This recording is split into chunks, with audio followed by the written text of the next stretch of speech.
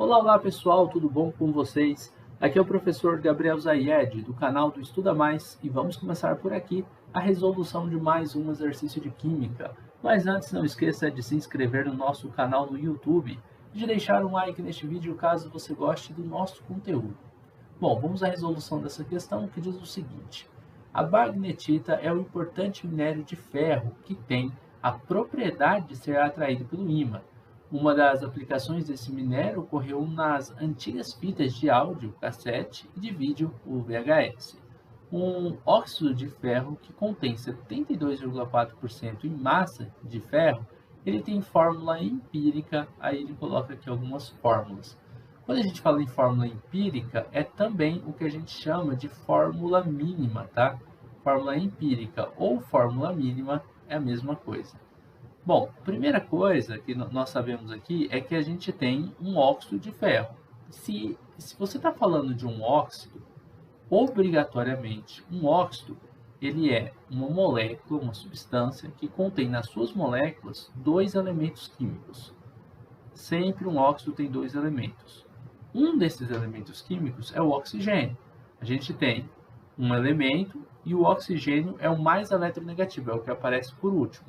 Claro que posso ter uma quantidade, sei lá, de 2 desse para 3 desse, poderia ser 1 para 4, aí tanto faz. As quantidades aqui a gente não sabe, tá? Eu poderia chamar de Z e de W, e eu quero saber quanto que eu tenho desse Z e desse W. No caso, eu estou falando que eu tenho um óxido de ferro. Isso significa que a gente vai ter o oxigênio, né, e o ferro. Então, vai ser o ferro com o oxigênio. Primeiro o ferro, depois o oxigênio. Agora, é um ferro para um oxigênio, dois ferros para um oxigênio? Aí a gente vai ter que descobrir isso. Para descobrir essa quantidade de ferros e de oxigênios, a gente vai utilizar um cálculo para descobrir a fórmula empírica. E para isso, eu preciso inicialmente descobrir quais são as porcentagens que eu tenho de oxigênio e de ferro. O exercício disse que eu tenho 72,4% em massa de ferro. Quanto que eu tenho de oxigênio? Bom, se eu só tenho os dois elementos químicos dentro dessa molécula, é claro que 100% é o total. 100% é tudo que eu tenho. Menos 72,4%, que é a porcentagem que a gente tem de ferro, vai dar para a gente a porcentagem que a gente tem do oxigênio. Então, 100 menos 72,4, a gente chega no valor de 27,6. 27,6% de oxigênio é o que a gente tem. Aí tem uma outra coisa importante. Se eu penso assim, que eu tenho, sei lá, 100 gramas de ferro, né? Na verdade, 100 gramas do composto, de forma geral, ó. 100 gramas de FeXOY, isso é 100%. Se eu quero saber quantos gramas eu tenho de ferro, eu coloco a porcentagem dele aqui, ó. 72,4% de ferro dariam quantos gramas de ferro? Nesse caso, se 100 está para 100, óbvio que 72,4% vai estar, né, para 72,4 gramas de ferro. Então, as porcentagens, elas também são massas. Eu posso considerar a porcentagem do oxigênio como sendo a massa dele, a porcentagem do ferro como sendo a massa dele. Então, aqui eu vou utilizar desse conhecimento. Sabendo que a porcentagem está para massa, né, está na mesma quantidade, eu vou fazer um cálculo do número de mols. Então, a primeira coisa que a gente vai fazer aqui, na verdade a gente já fez algumas coisas, né? A primeira coisa foi descobrir que a gente tem 27,6% de oxigênio. A gente também sabe que o óxido são dois elementos químicos, mas isso aqui é teórico, né, até meio básico. Agora, a segunda coisa que a gente vai fazer aqui é calcular o número de mols. Para calcular o número de mols, que a gente tem, e eu preciso disso, tá, para descobrir a fórmula mínima. Para calcular o número de mols, a gente pode partir da fórmula, que é número de mols é igual a massa sobre massa molar. Lembrando que a massa é medida em gramas e a massa molar é medida em gramas por mol. E o número de mols, obviamente, que é medido em mol, tá? Então, o número de mols medido em mol. Essa formulazinha aqui, ela vai ser bem importante para a gente. Eu vou fazer o número de mols dos dois elementos que a gente tem. O número de mols de ferro, ele vai ser a massa do ferro sobre a massa molar do ferro, e o número de mols que a gente tem do oxigênio. Primeiro vamos lá, qual que é a massa que eu tenho do ferro? Vamos pegar ela aqui em cima, 72,4 gramas de ferro. Essa é a massa que eu tenho dele. Então, 72,4 gramas vai dividir pela massa molar do ferro. Essa massa molar, se você procurar aqui na questão, não tem. Nesse tipo de questão aqui, possivelmente na prova, né, desse vestibular, eles deixaram uma tabela periódica para a pessoa poder consultar. Então, você vai ter uma tabela periódica para pegar qual é a massa molar do ferro, tá bom? No caso, essa massa vai ser de 56 gramas por mol. Isso aqui é um dado que você encontra na tabela periódica.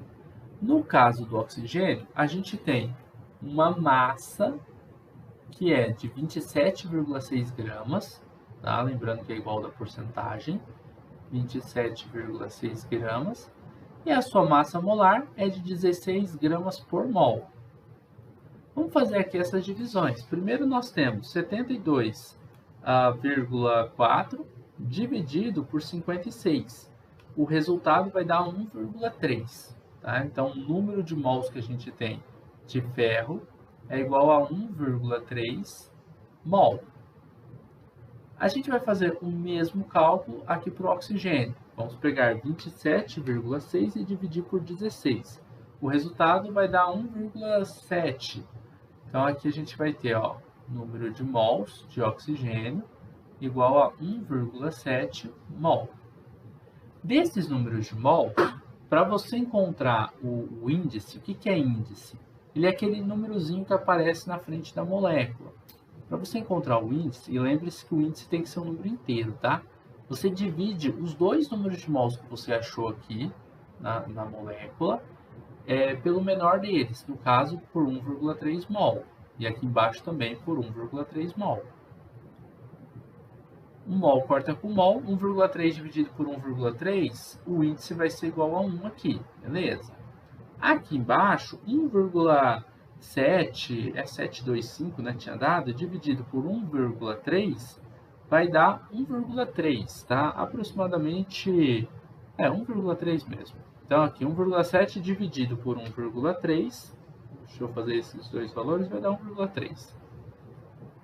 Mol corta com mol, ficou 1,3. Tá, e agora? Agora, você vai pensar da seguinte maneira. Como esse número não pode ser quebrado, você tem que multiplicar ele por algum número que transforme esse valor aqui em um índice inteiro. Se eu multiplicar por 3, 1,3 vezes 3 vai dar 3, 4, né? Isso aqui vai dar, multiplicando 3 vezes, vai dar 3,9 e uns quebradinhos, que é aproximadamente 4. E aqui em cima, se eu pegar 1 e multiplicar ele por 3, vai dar 3. Você vai multiplicar pelo mesmo valor. O valor que eu multipliquei aqui em cima é o mesmo aqui de baixo. Ah, mas que número que eu escolho? É um número, o menor número possível, multiplicado por esse valor, que transforma ele no número inteiro. Porque o índice precisa ser um número inteiro. Então, o índice do ferro vai ser 3 e o índice do oxigênio vai ser 4. Mas o que isso significa? Bom, isso significa que você vai ter na frente do ferro um número 3 e na frente do oxigênio um número 4. Essa fórmula aqui é a fórmula mínima que a gente tem para esse composto que foi apresentado acima, tá? Então essa daqui é a nossa fórmula mínima ou fórmula empírica. Agora vamos dar uma olhadinha lá nas alternativas procurando o Fe3O4, tá bom? Bora lá? Temos aqui Fe3O2, Fe3O4 na letra B. E aí tem a massa molar. Pô, para que essa massa molar aqui? Você pode calcular essa massa molar, vamos calcular só para conferir, mas nem precisa, ó. Porque eu só tenho um Fe3O4, se eu tivesse dois que eu tivesse que desempatar pela massa molar, seria obrigatório você calcular. Nesse caso aqui, vamos calcular só para ver se bate esse 232. Então, vamos chegar aqui, ó. Separar os elementos que a gente tem. Temos o ferro e temos o oxigênio.